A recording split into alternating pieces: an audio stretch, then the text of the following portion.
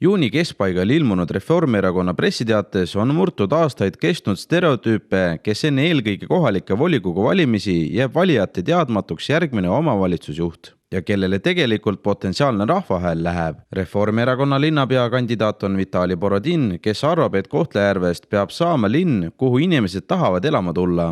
Miks just antud linnapea kandidaat, küsitlesime Riigikogu liiget Deniss Boroditš.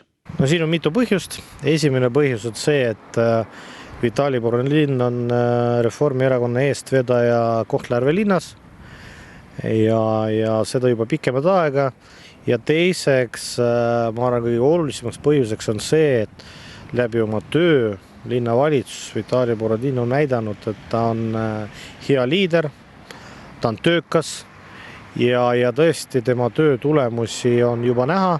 Ta käivitas mitu põhimõtteliselt surnud projekti, alates sellest, et tänu Reformierakonna abile on saanud võimaluseks eraldada täiendavaid välisvahendeid näiteks Järve sportkompleksi arendamiseks, kuhu tuleb kaasaegne ujula ja teised spordirajatised.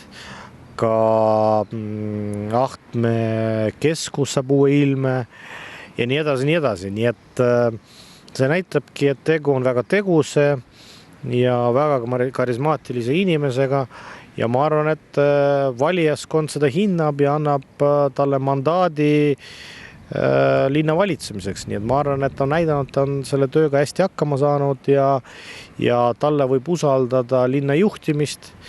Ja mis kõige olulisem on see, et tegu on väga ausa inimesega, nii et julgen soovitada. Reformierakonna Kohtla-Järve piirkonna kampaaniasõnum sügisestel valimistel on tugev Kohtla-Järve.